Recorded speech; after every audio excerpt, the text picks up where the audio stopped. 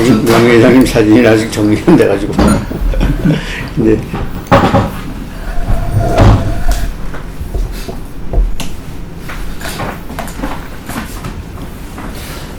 반갑습니다. 예. 지금 아산 리더십 연구의 김구하래라고 합니다. 네. 오늘 그 회장님께 귀한 시간 내주셔가지고 굉장히 감사를 드립니다.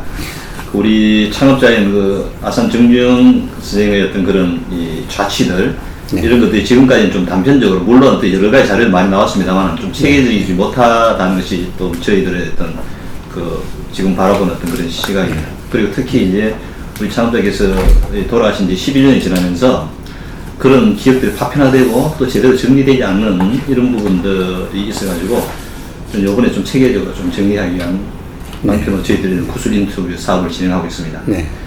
그런 차원에서 우리 그 현대가 성장하면서 그 과정에서 함께 노력하신 분들, 네. 우리 창업자의 어떤 그런 경우 중요하지만은 함께 노력한 분의 어떤 그런 이 창업자를 바라보는 또는 현대를 바라보는 네. 또 우리 대한민국을 바라보는 시선들이 굉장히 소중하다고 생각해가지고 이 사업을 진행하게 되었습니다.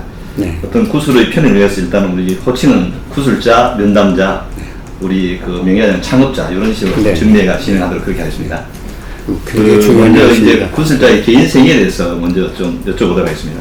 이 구슬자 유년 시절에 대해서 좀 말씀 좀 해주시겠습니까? 우리 뭐 생년월일부터 뭐 가정, 네. 환경 뭐 이런 것 위주로 좀 말씀해 주십시오. 저는 1942년 2월 14일 날 음력으로 1월 1일입니다. 저 충주 근처에 있는 탄검대 거기서 태어났습니다. 태어나고 이제 3개월 후에 서울로 가서 서울에서 쭉 자랐으니까 이제 서울 사람이나 마찬가지인데 부친은 경성제국대학교 의학부 의대생으로 이제 그 당시에 의사였으니까 좀 집안은 괜찮은 부유한 편이었고요. 5남 5녀 10남매의 막내로 태어났습니다. 제가 막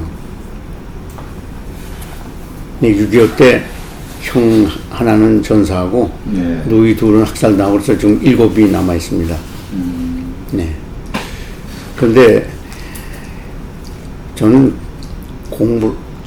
초등학교 들어갈 때까지는 세상에 없는 바보 천치인 줄 알았어요. 하도 형 누이들한테 구박을 받고 바보 소리, 바보 병신 소리 듣고 자라서.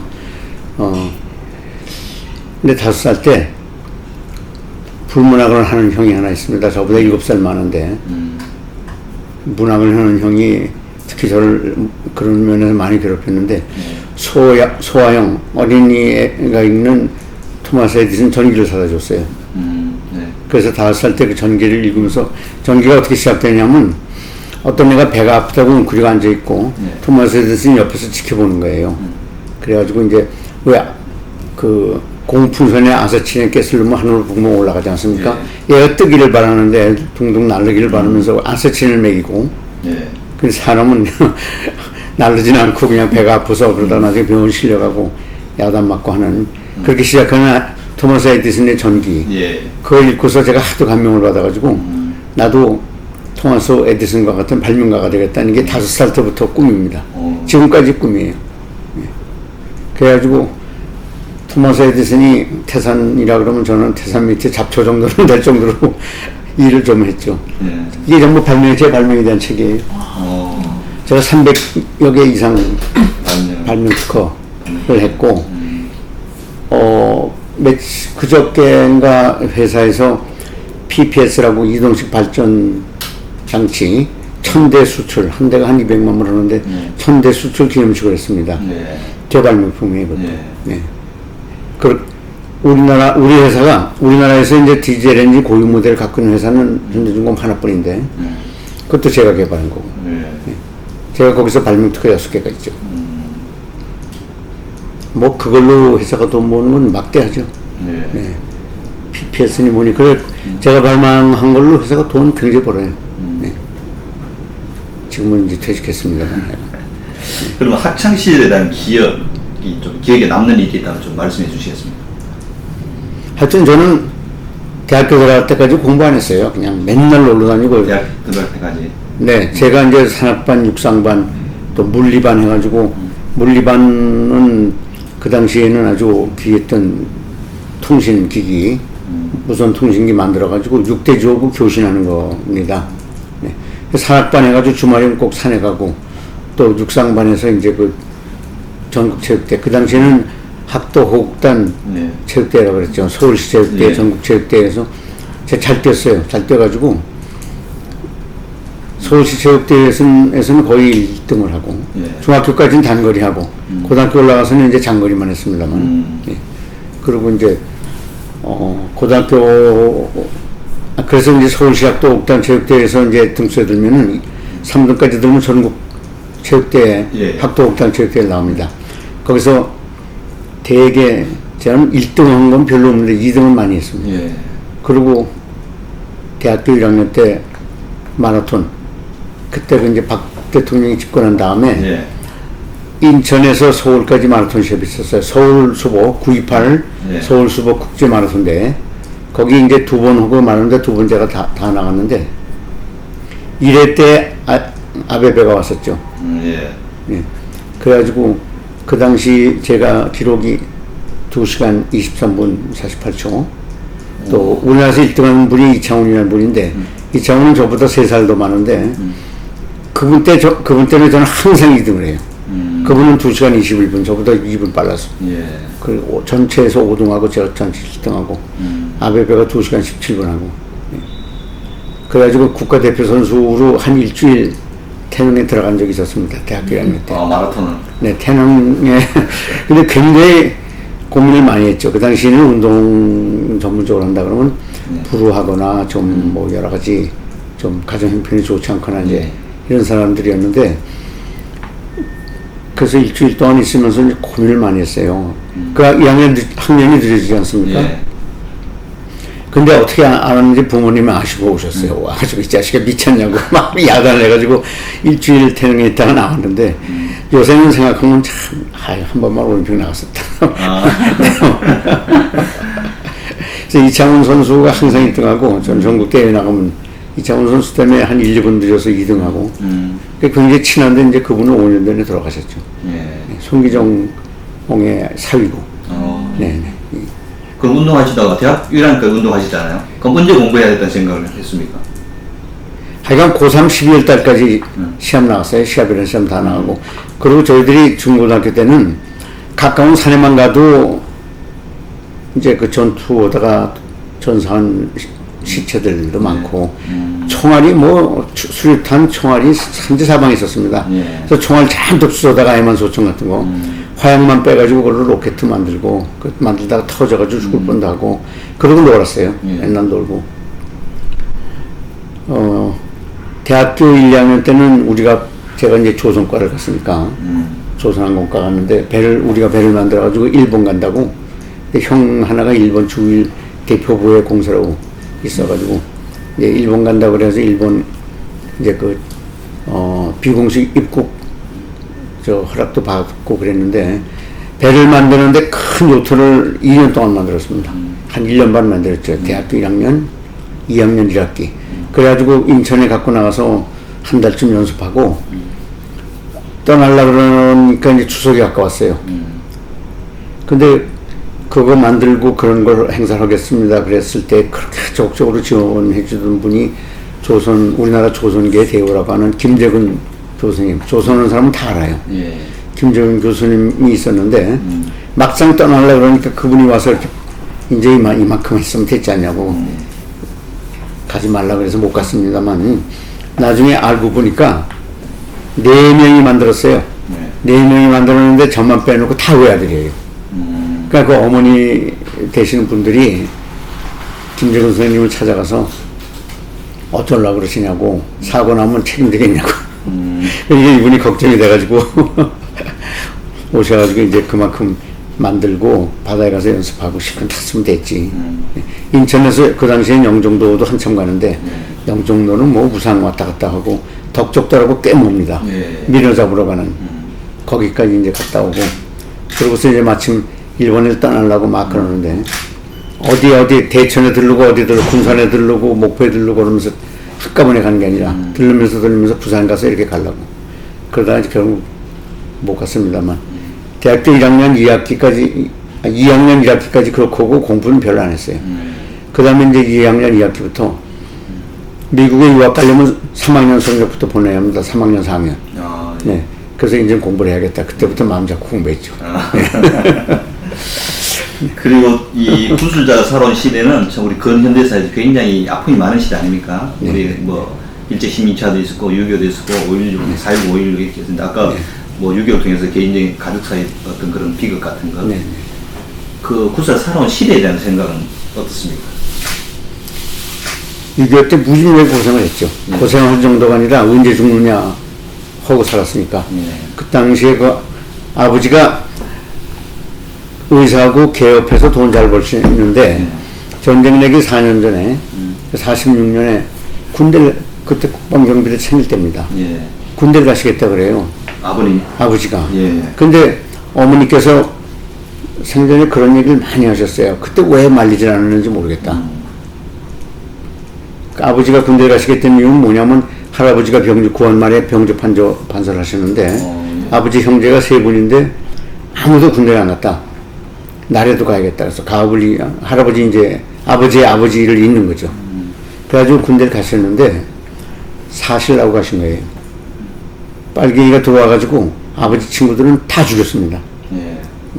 아버지만 군대에서 피난 것이었기 때문에 사셨는데 저희들도 6.25 나자마자 한강까지 피난 갔어요.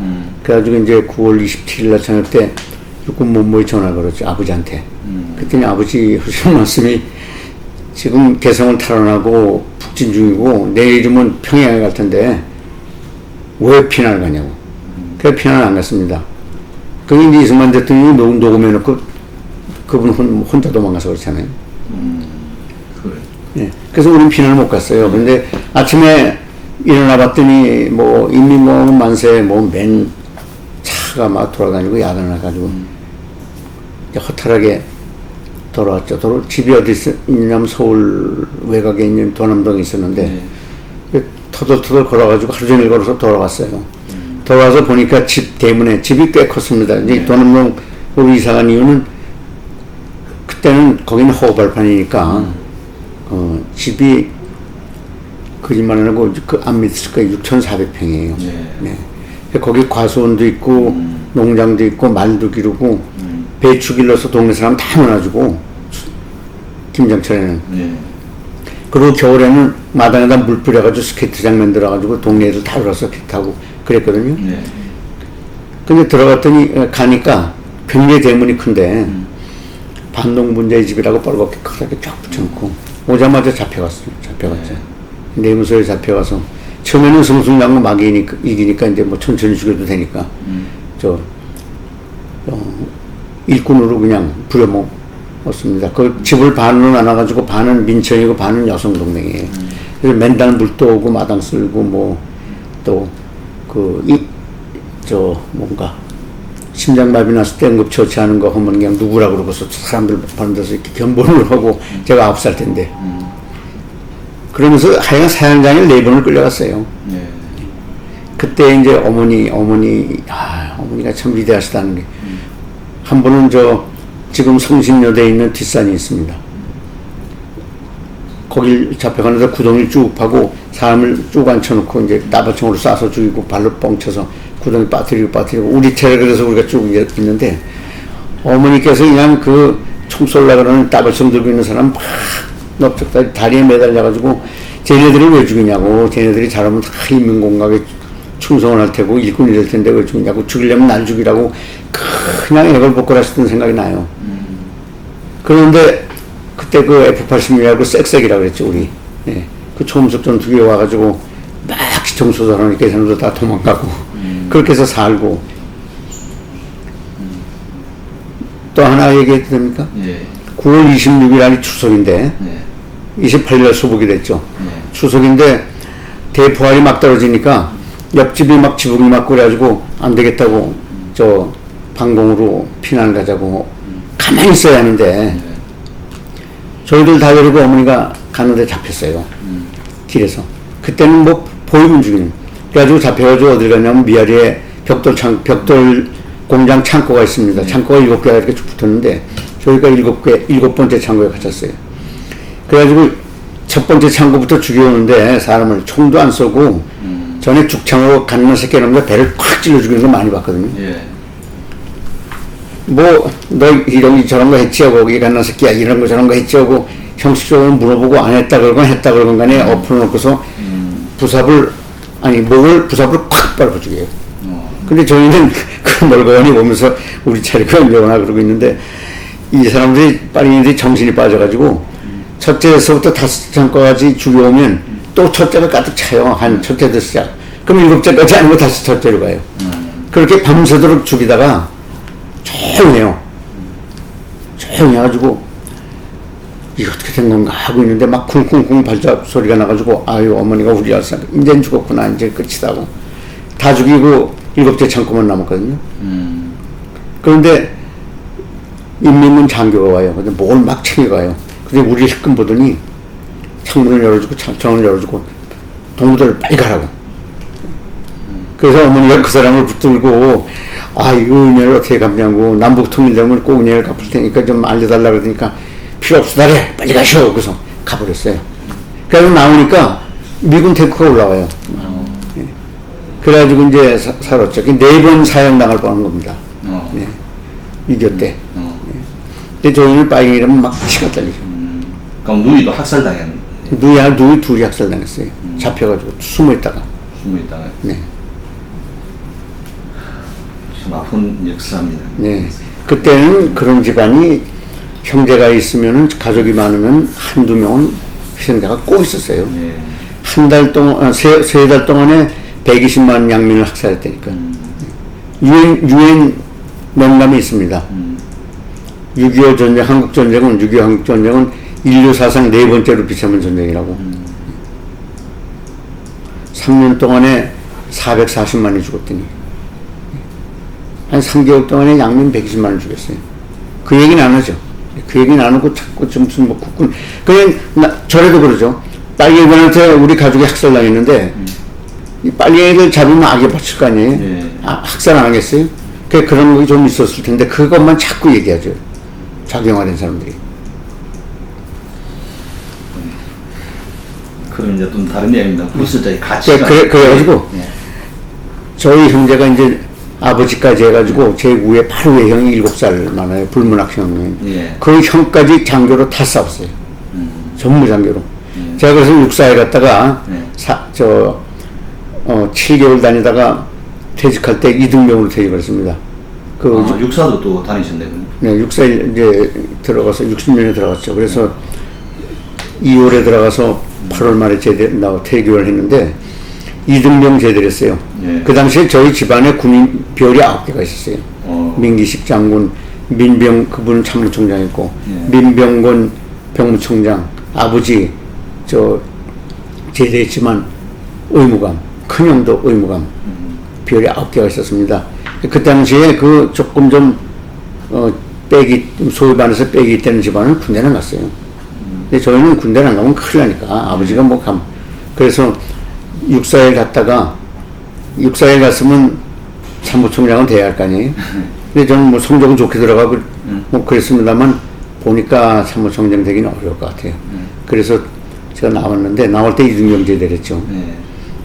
근데 이등병 제대증을 갖고 이걸 갖고 집에 갔다가 제가 아버지한테 뭐 보통 야단 맞겠어요. 그래서 병청에 가가지고 그 담당자한테 나 있으니까 취소시켜달라 했더니 행정 절차가 다 끝나서 안 된다고. 그래서 병무청장 조카한테 가가지고 민명군 중장 조카님 조카지만 나이가 많으니까 이제 조카님 공대하죠. 나 이거 싫으니까 취소시켜달라고. 누구 불러서 뭐라 그러더니 찍찍 져버리고 됐다고. 그래서 ROTC 했습니다. ROTC 장교하고. 그 저만 빼놓고는 전부 장교로 싸웠어요. 네. 시대는 혹시 할아버지는 어느 성함 어떻게 되십니까? 할아버지 민자, 주자, 호자인데 하여간 구한말 마지막 병조판서. 네. 구한말.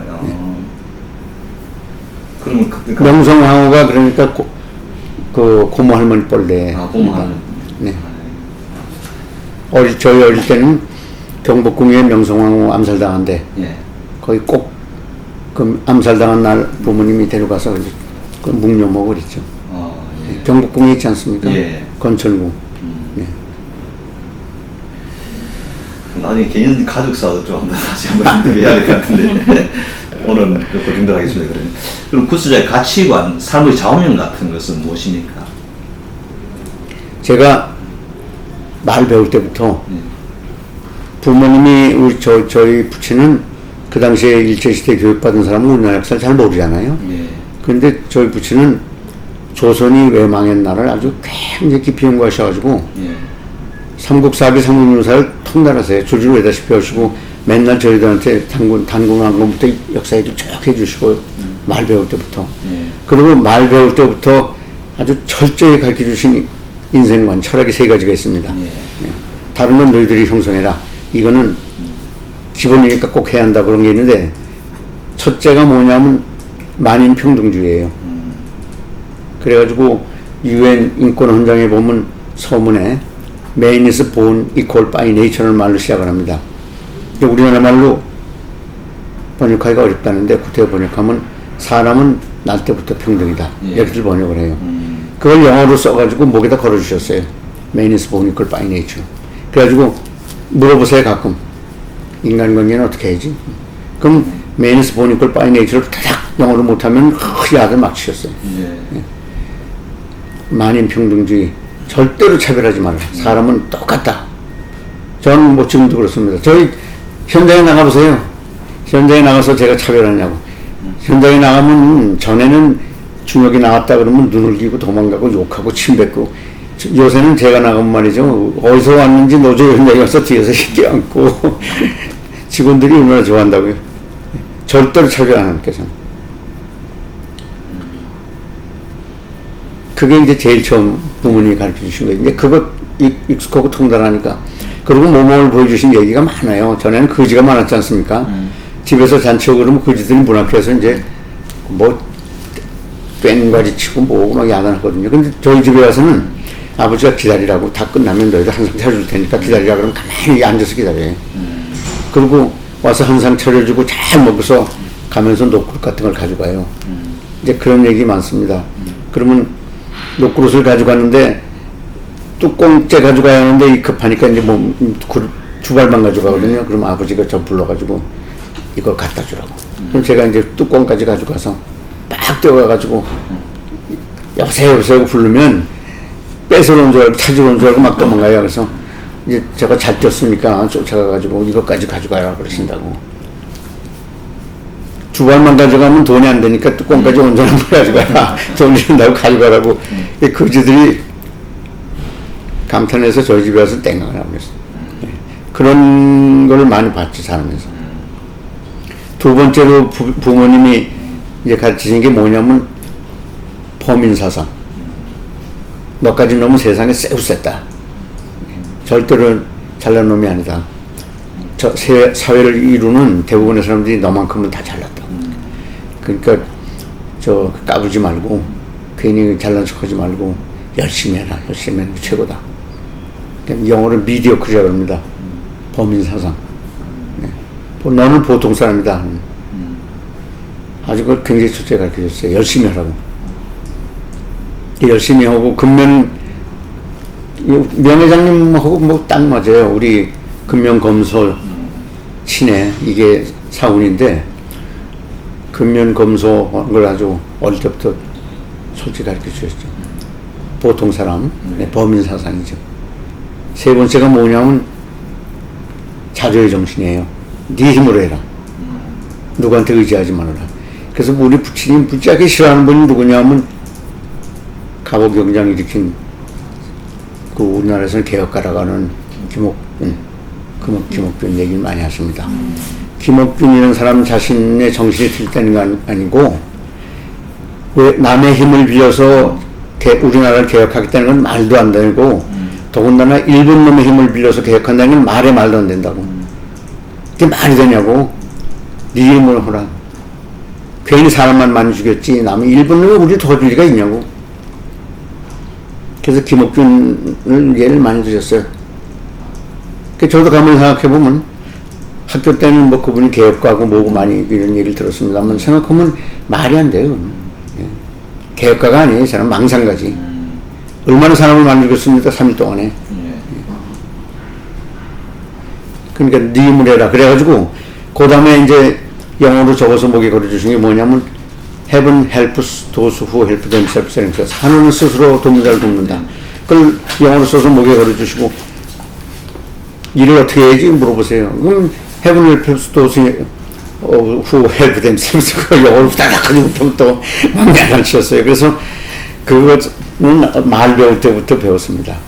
그 세 가지가 아주 아버지가 가르쳐 주신 철저한 거. 그래서 이제 그 어떻게 보면은 저거죠. 진인사 대천명이죠. 네. 진인사 대천명이 뭐 좌우명이죠. 네. 네. 그렇게 사니까 마음이 편해요. 네. 제가 회사 일하면서 사회 나와서 일하면서는 별로 스트레스를 느낀 적이 없습니다. 회사 일도 저는 빨래야 12시 보통 새벽 2, 3시 퇴근하고 지금은 우리 집사람이 이화대학에 나가다가 퇴근해서 와 있으니까 할 수 없이 가는데 전에는 새벽 3시가 경계예요. 일을 하다가 새벽 3시 되면 안 퇴근해요. 퇴근 안 해요. 그냥 밤새고 새벽 3시 전이면 가서 뭐 2, 3시간 잠깐 자고 오고. 요새도 뭐 새벽 2시, 3시에 많이 퇴근합니다만. 이제 저는 서울에 가서 딴 일을 하고 싶은데 서울에 가면 의원님이 가서 R&D 허락했는데 왜 와 있냐고 그래서 내려왔었다. 연구소에 가서 이제 연구원으로 뭐 그런 얘기하고 그러죠. 네. 혹시 그 코스자 취미생활 뭐 옛날 꾸준히 한다든가 지금 또 새롭게 한다든가 뭐 취미생활 같은 게 있습니까? 취미는 많죠. 많습니다.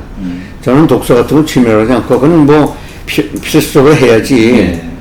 제가 저 방에 가면 넓은 방이 전 사방이 다 책꽂이인데 책을 꽂을 데가 없어가지고 뭐 땅에다 많이 놓고 그랬습니다만 이제 그래서 이제 그거는 이런 상자에다 다 담아가지고 서울로 보내려고 지금 준비 중이고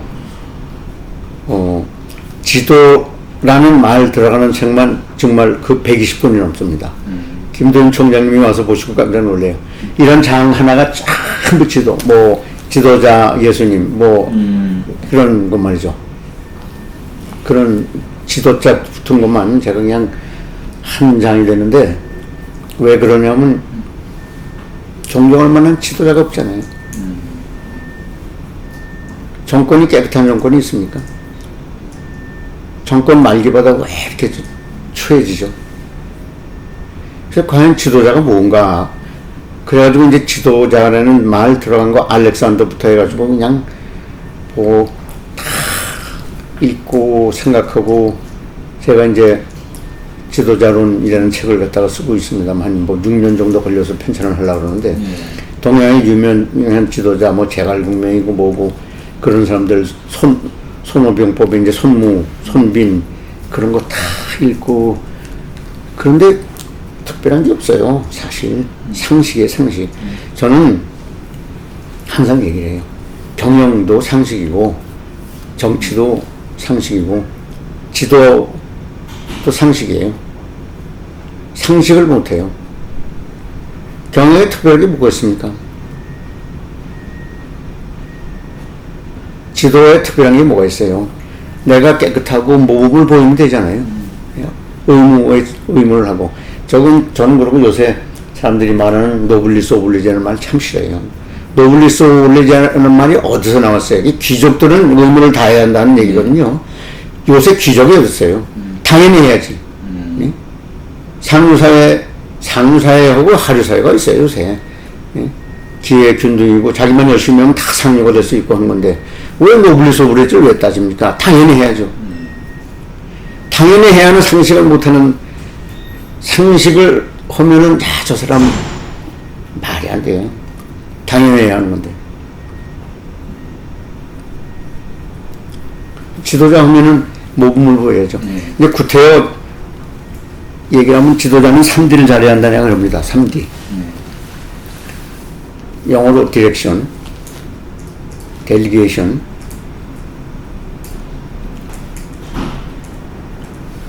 그 다음에 하나가 뭐냐면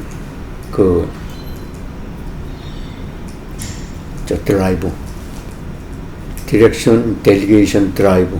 3D는 이제 그 지도자를 보면은 정치 지도자, 교육계 지도자, 또 전쟁 때 군인과 같은 지도자, 경제 지도자 다 달라요. 그 지도자는 이렇게 범용적으로 이거다 얘기할 수가 없어요. 그래서 상황 논리라고 그러죠.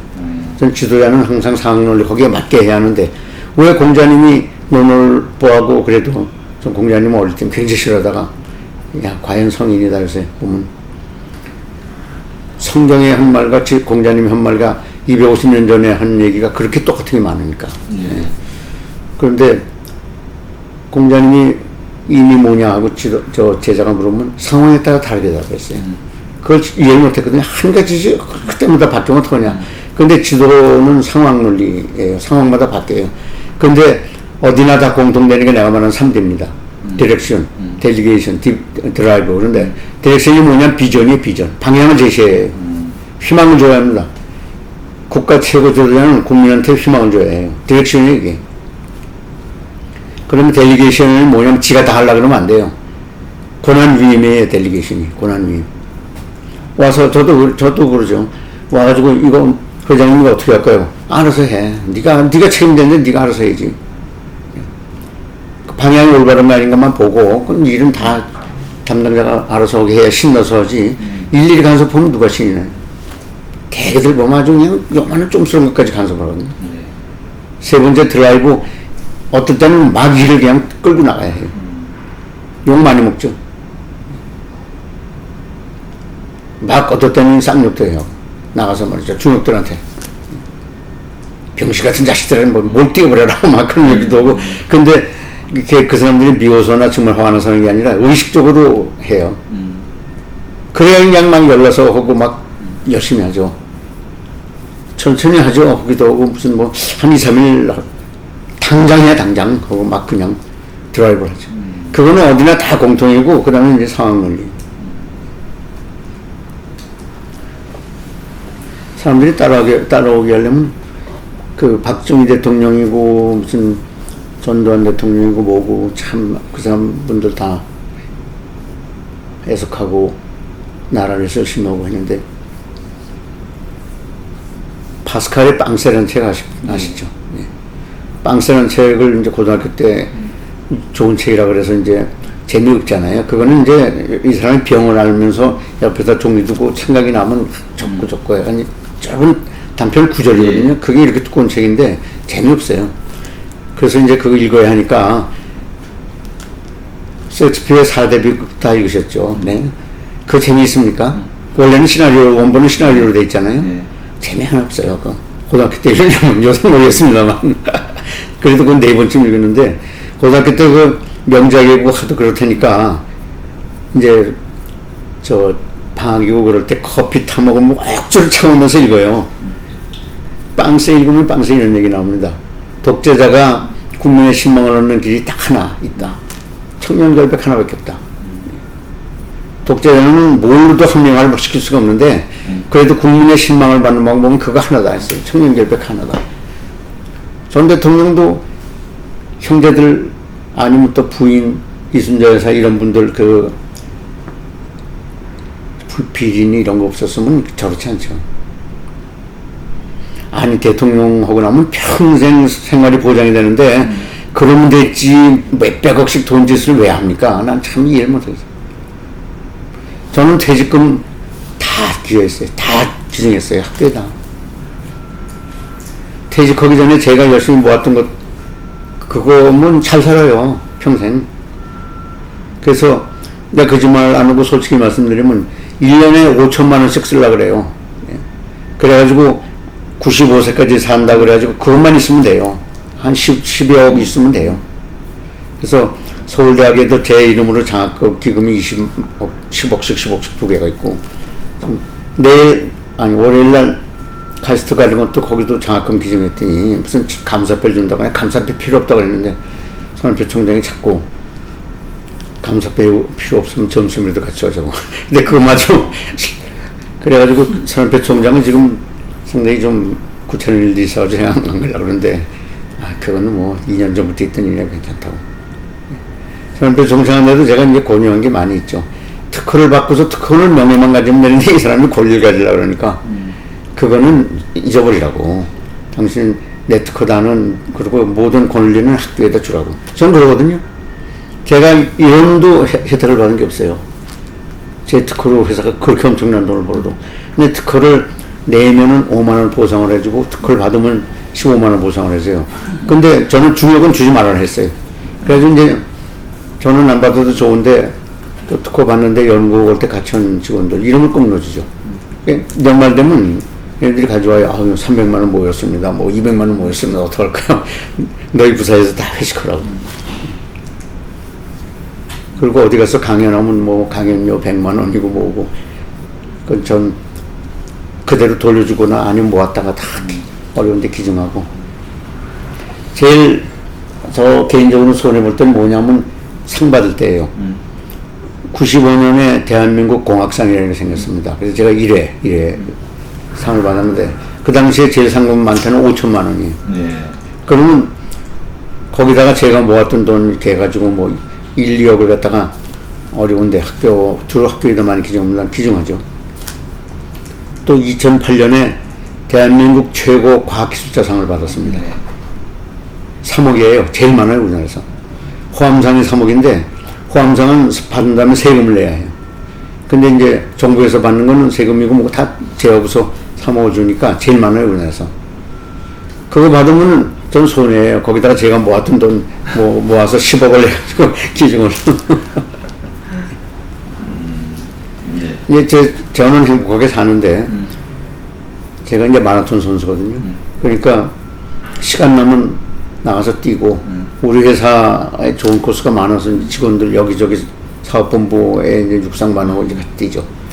나가서 뛰고 컴퓨터 저기 있죠. 저거 뭐 100여만 원밖에 안 하니까 컴퓨터 사다 놓고 연구하고 또 책 읽고 음악 좋아하니까 음악하고 제 음악 악기도 몇 개 다뤄요. 그러니까 이제 음악도 저기 있는 거 듣고 그러면 저는 행복해요. 또 동창들 만나가지고 산에도 가고 뭐 같이 밥도 먹고 시스터거리다 오고. 네. 모임이 많죠. ROTC 모임에. ROTC도 3기가 있고 뭐 또 병과가 있고 많지 않습니까? 고등학교 동창들이 있고 대학교 동창들이 있고 고등학교도 또 반청회를 해요. 그래서 다 못 나가죠. 이제 그런 분들 가끔 만나고 또 뭐 뛰고 연구하고 책 읽고 음악 듣고 그러면 하루가 뭐 아침 눈 뜨면 누군지 지나가는 거 헤어지나고 행복하게 살지. 예. 그럼 우리 부스의 직장 생활에 대해서 좀 여쭤보도록 하겠습니다. 네네. 그 대학 졸업 후에 대한조선공사의 설계이사로 이제 처음 일을 했다고 기록이 나와 있습니다. 네네. 대한조선공사에 들어가야 되는 계기는 무엇입니까?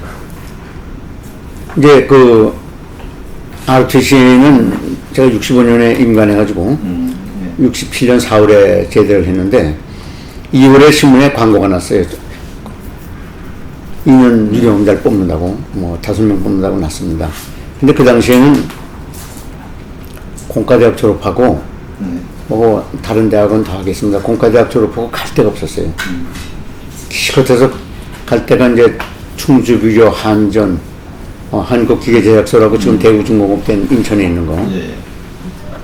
그리고 조선공사에서는 몇 년에 한 번 뽑다 말다. 뽑아도 월급도 잘 안 준대요. 월급 대신 이모굴라는 때처럼 쌀 주고 뭐 이런답니다. 근데 5명 뽑느라고 났으니까 이유험자가 돼서 저희들은 이제 자격이 안 되죠. 그래서 제가 자격이 안 되지만 우선 가서 시험이나 보자. 그리고 제 조선과 동기를 데리고 왔습니다. 저는 공수훈련 받고 공수부대하고 뭐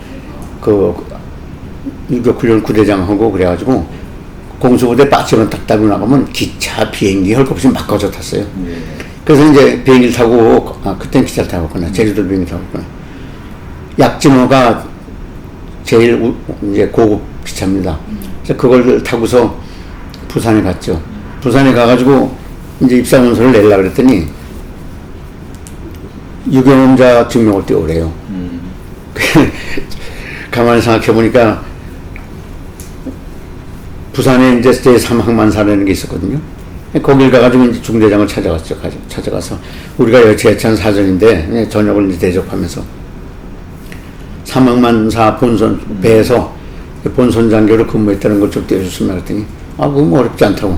그걸 띄워줘요. 그래서 그걸 띄워가지고 갔죠. 가서 이제 제출했더니 접수가 됐어요. 이제 그거는 쳐준답니다. 경험으로.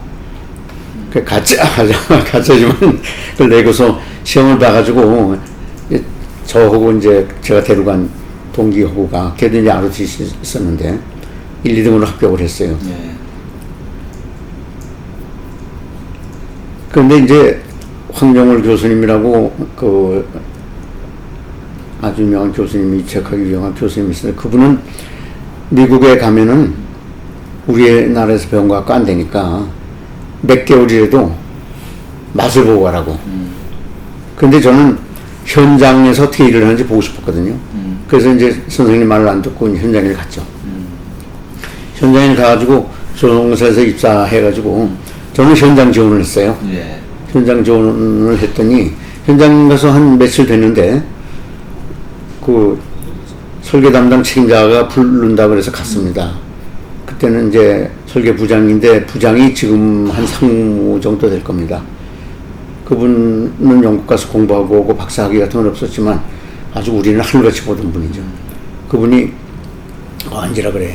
그래서 이제 꿀 앉다시피 거기 앉아서 이제 고개도 이렇게 숙이고 그러고 있는데 전통적으로 1등으로 들어온 사람은 꼭 설계부서에 왔는데 너는 왜 현장에 갔느냐. 그래서 안 된대. 전통을 깨질 수 없으니까 너 당장 내일부터 설계부서로 오라고. 그래가지고 할 수 없이 설계부서로 갔어요. 근데 설계부서가 둘이 있어요. 설계 1부, 설계 2부가 있는데 1부는 조선 설계, 2부가 기계 설계입니다. 그때 할 일이 없으니까 무슨 뭐 다리 놓는 철구 전문이고 뭐고 다 할 때거든요. 그래서 제가 설계 1부에서 일을 하는데 기본 설계과 해가지고 23명이 쫙 앉아있는 맨 뒤에 앉아있는 거죠. 맨 뒤에 앉아가지고 이제 계장은 저를 보고 앞에 앉아있고 이제 저를 보고 앉아있고 할 일이 없어요. 일이 있어야 일을 하죠. 일이 없어요. 그래서 이제 제가 뭘 했냐면 그때 청룡호라 그래가지고 포항에서 울릉도가는 280톤짜리 화객선을 짓고 있었습니다. 그래서 화객선 이제 그 기초 설계, 보건성이니 뭐 이런 거 그걸 제가 다시 다 계산을 했어요. 일이 뭐냐면 계산기가 2개 있어요. 2개 있는데 계산기가 어떤 거냐면 이렇게 7 곱하기 8 하면 단추를 이렇게 7에다가 세팅하고 8번 돌려요 이렇게. 그러면 이제 곱하기가 되고 그걸 정신이 없어가지고 거꾸로 되면 나누기가 돼요.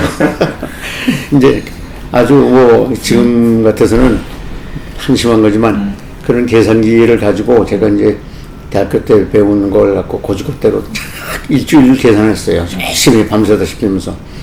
그래서 이제 면적, 부피, 보건성 뭐 이렇게 기울어지면 얼마큼 빨리 일어나고 하는 거 뭐 다 계산했는데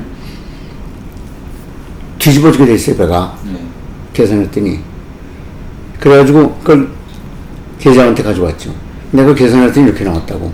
일본에서 계산한 거하고 다르다고. 그랬더니 야 임마 네가 틀렸지 하면서 아니라고 나는 그냥 고지고대로 틀림없이 했다고. 그러니까 그 다음에 그걸 가지고서 몇 번을 제가 우기니까 돌아가라고 네가 틀렸는데 틀린 걸 가져와서 그러지 말라고 그래가지고 제자리에 갔다가 그 다음날 가서 또 그러고 한 3-4번 그러니까 그 다음에 과장한테 갔어요. 과장한테 가서 얘기를 하니까 또 야 네가 틀렸지 이번이 틀리겠냐고 자꾸 그러니까 네가 틀렸다고 자꾸 그래서 제가 제안을 했죠. 그러면 밑자에 본전이니까 일본에 보내가지고 한번 검토를 시키자고. 좋다고 그래서 일본에 보냈어요. 보름 만에 답이 왔는데 대단히 미안하다고 자기네들이 큰 실수를 했다고. 그대로였으면 내가 뒤집어졌습니다. 그래가지고 이제 다 뜯어 고쳤죠. 뭐 엔진 딴 데 놓고 뭐 물통 딴 데 놓고 하면서 그래가지고 이제 그 큰일을 한 거예요. 그거 280분짜리 진수할 때 박 대통령 내외분이 다 오셨어요. 그거 지금 같으면 그건 쪼가 배도 아니에요. 지금 28만 톤 지어야 배 같은데 280톤. 네, 그러고서 이제 미국에 유학을 했습니다. 미국 유학이 뭐 특별한 계기가 있었습니까? 또 가셔가지고 석사기를 이제 우주항공학과 조선공학 네네. 따로 받은 겁니까? 학위를 따로 받았죠. 따로 받은 거예요. 왜 학위를 두 개? 근데 미국에 유학 간 건 그 당시에 우리나라 교육이 너무 열악하니까. 예. 열악하니까 이제 공부 좀 철저히 하고 싶어서 이제. 공부를 하고 싶었어요. 이제 직장을 그 아버지도 경성제국대학교 나오고 의학박사시고, 예. 큰형도 의학박사고, 큰형은 미국에 이제 하버드 갔다 왔습니다. 그리고 둘째 형은 법과를 해서 이제 그건 뭐 박사가 아니고, 셋째 형은 문학했는데 솔본노 가서 동양에서 최초로 국가학 박사가 돼서 왔어요. 예. 그런데 이제 저도 다 형들, 아버지 형 보고 그래서 이제 공부를 철저히 좀 하고 싶었고, 이제 그래서 이제 군대 있을 때 유학시험을 다 봤습니다. 저희 때는 문교부에서 그 전공시험, 영어시험, 전공시험은 안 봤어요. 전공은 미국에 GRE 있는 거고, 영어시험하고 역사시험을 봤습니다. 네. 국사시험은. 근데 국사시험이 어려워요. 한 번에 합격하는 사람이 거의 없는데, 제가 군대 있을 때 한 번에 합격했어요, 다. 그리고 미국에 GRE 토플 봐가지고, 성적이 좋아서 이제 장학금 받고, 그렇게 해가지고, 장학금을 MIT하고 버클리에서 두 군데서 받았는데, 물론 MIT가 지명도는 높죠. 높은데 거기는, RA라 그래가지고, 리서치 어시스턴십. 교수 연구하는 걸 도와주고 돈 받는 거고, 버클리는 펠로우십이라 해서 아무 부담 없이 받는 거예요. 두 개의 차이를 잘 몰라가지고 미국 유학 갔다 온 외무부에 이종 사촌이 있어가지고 가서 물어봤더니 펠로우십은 아주 영광이라고, 거길 가라고. 그래서 이제 버클리를 갔는데, 버클리가 그 당시에는 노벨상을 받은 교수가 17명 있었습니다. 한 명만 있어도 영광이라는데 그건 17명이나. 예. 존 스타인백이라고 문학상 받은 분도 있었어요. 그분한테도 저 퍼블릭 스피킹이라는 코스 택하고 그랬어요.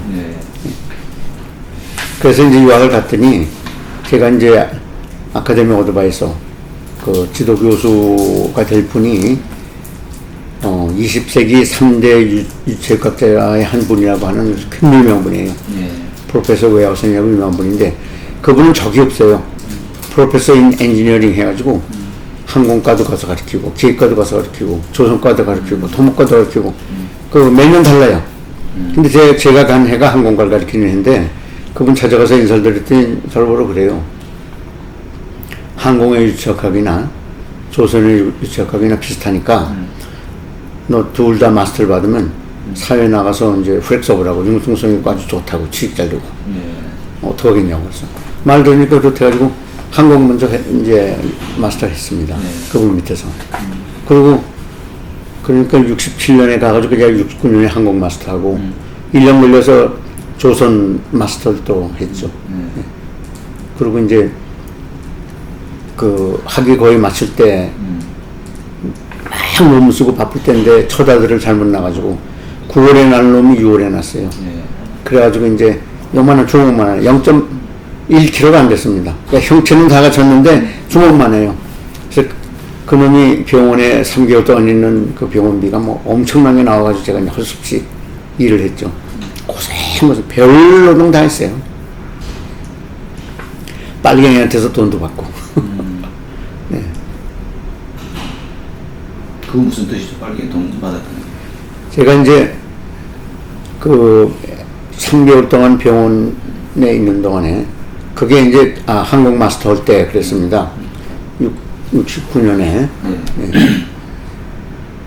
학교에서 받는 거는 그 저는 펠로십 받는 금액을 보고 야 이거 먹고 자고 다 하고도 돈 모으겠다 그랬더니 꼭 살 수 있는 돈이에요 그게. 네. 그런데 병원비가 23,000불 나왔는데 그 당시에 소나타 같은 차가 1,500불 할 때예요. 소나타는 들어오기 전이지만 일본 차 이제 도요타, 코로라 이런 것이 1,500불 할 때 소나타급 아닙니까? 근데 그걸 어떻게 내요 제가? 그걸 못 내겠으니까 그 지도교수한테 가서 얘기를 했죠. 그 막노동을 했어요. 저는 노동을 하면 안 되는데 제일 처음 한 것이 이제 주유소에서 기름 붓는 거. 그게 미니멈 웨이지가 최소 임금이 70전인데 70전 줄 때예요. 그거 갖고는 어림도 없죠. 그 다음에 접시 닦기. 접시 닦기도 안 되니까 그러면 버스보이라 그래가지고 식당에서 손님들이 다 먹고 가면 접시고 그릇 다 담아가지고 옮기는 거. 그게 조금 더죠. 그런 거 갖고는 어림없어가지고 그 다음에 저 델몬트 깡통 공장에서 일을 했는데 뭐 했냐면 이제 품질 검사요. 깡통이 5개 지나갈 때마다 하나 꺼내요. 한 10샘플 랜덤하게. 그래가지고 이제 깡통 라인마다 다니면서 다 그렇게 해가지고 그걸 실험실에 가져와서 진공, 제일 먼저 푹 눌러서 진공이 얼마큼 됐나. 진공이 잘 안 되면 썩으니까. 그리고 이제 진공한 다음에 따가지고서 네트웨이트 재고. 그리고 칵테일 같으면 체리가 이제 빨간 거 있죠. 몇 개 들었나 다 세고. 그런 검사용을 하는데 그것이 한 3불 줬습니다. 미니멈 웨이지가 70전 할 때. 하루 종일 전기가 막 깡통 공장에 그 복숭아 같은 거 껍질 다 벗기잖아요. 어떻게 벗기는지 잘 모르시지. 전기로 막 찌면서 돌기가 있는 게 있어요. 그걸 돌돌돌돌 하면서 까만 껍질 다 벗겨져요. 하루 종일 전기 속에서 살아요. 그리고 이제 집에 오면 막 지쳐서 여름방학 때 그걸 하다가 그 다음에 딱 계약이 되면서 그거 못하니까 그 부두 노동을 했습니다. 딱 저 부두에 가서 이제 새벽 4시부터 8시까지 4시간 동안 짐 드러내는 건 1시간에 5불 줘요. 5불이면 당시에 뭐 대단한 거예요. 근데 신청 검사라더니 넌 체중 미달로 안 된다 그래가지고 깜동이한테 매달려서 막 사정을 했죠. 내가 이 어려운 사정인데 너 나 일 좀 하게 해주면 아주 뭐 그냥 은혜 입지 백골남이라고 그러면서 막 사정을 했더니 그러면 저 조합에 들겠냐고 어떻게든 하면 되냐 그러니까 조합비가 150불인데 150불이라고 해서 깜짝 놀랐죠. 그렇게 많이 어떻게 나가내나. 그거 월급 일주일마다 조금씩 네 월급에서 띄우면 된다고. 급하니까 어떻게 해 그러자 그래가지고 이제 조합에 들고서 그 일을 했습니다. 지금도 조합원이에요. 평생 조합이에요. 평생 조합원. 그래서 지금도 2년에 한 번씩 미국에서 제일 강력한 아메리칸 스틸 노조, 철강 노조입니다. 거기서 2년에 한 번씩 투표하라고 조합원, 조합장 투표하라고 와요. 저는 조합에 가면 조합 사무실에 가면 제 그 보여줘요. 이거 보라고. 나도 조합원이라고. 다 조합에서 나도 자네 하면서. 그거를 하다가, 그거 4시간이라고 9시 수업에 오면 파김치가 돼가지고, 뭐, 수업이고 뭐고, 뭐, 그냥 지쳐서 뭐, 그래서 녹음기 하나 사가지고 녹음을 해서 이제 나중에 집에 와서 이제 들으면서 다시 노트북 정리하고 이제 했는데, 그렇게 이제 일을 하니까 1년을 일을 했죠. 방학이 되는데 도저히 못하겠어요. 이제 학교 수업을. 그래서 이제 어드바이저한테 가가지고 제가 1년만 일해서 병원비 깎고 자동차 한 대 사가지고 오겠다 그랬더니 너같이 말을 하고 나온 사람이 많이 있는데 한 번도 학교에 온 사람이 없대요. 다시 온 사람이. 그러지 말고 내가 레코멘데이션 추천서 쓸 테니까 학교에서 돈을 빌리라고. 그래서 빨리 공부를 마치고 2년만 더 하면 되니까 마치고서 하는 게 좋지 않겠냐고. 물론 좋죠. 그래가지고 이제 선생님이 써준 추천서 가지고 파이낸셜 에이드 그 재정복 이제 도와주는 데 가서 했더니 500불 꽂아요. 그래서 500불 갖고 23,000원 어떻게 갚습니까? 그래가지고 다시 선생님한테 가가지고 500불밖에 안 꽂아서 못하겠다고. 일을 해야 하니까 추천서 써달라고. 그래가지고 추천서 써줘서 미국 군함설계 회사에 취직이 됐어요. 1년 일한다니 이제 4년이 됐습니다. 거기도 군함에서도 들어가서 아주 혼났죠. 혼난 게 뭐냐면 한 일주일 됐는데 매니저가 불러가지고 부르더니 영주권이 있냐고. 영주권이 어디 있어요 제가. 영주권 없다고. 인사부서 사람을 부르더니 막내 아저씨에 영주권 없는 사람을 왜 뽑았냐고. 그러면서 영주권 빨리 신청을 하라고. 너 2달 만에 안 나오면 해보라고. 그래서 2달이 아니라 2년도 어렵답니다. 보통 3년 걸려야 한다는데, 그래도 저는 평생 이제 그 지론이 세상에는 반드시 되는 것도 없고, 반드시 안 되는 것도 없다. 해봐야 한다. 신청을 했는데 2달 만에 나왔어요. 사람들이 기적이라고 해요. 아마 밤을 새서 굉장히 열심히 일을 하니까 회사에서 굉장히 추천했던 모양이에요. 빨리 좀 해달라고. 2년 만에 나왔고, 그 회사에 있으면서도 무슨 요리 큰 프로젝트를 땄어요. 미국 해군 참모총장한테 가서 제가 직접 브리핑을 해가지고. 영주권은 나왔는데, 그 다음에, 비밀 취급인가가 나와야 됩니다. 그래야 이제 중요한 일을 할 수 있대요. 비밀 취급인가는 써내는 게 깨알 같은 글씨로 한 30몇 페이지가 돼요. 나서부터 18살 이후부터 지금까지 살았던 모든 주소, 집 다 써야 하고 친구들 나이마다 매년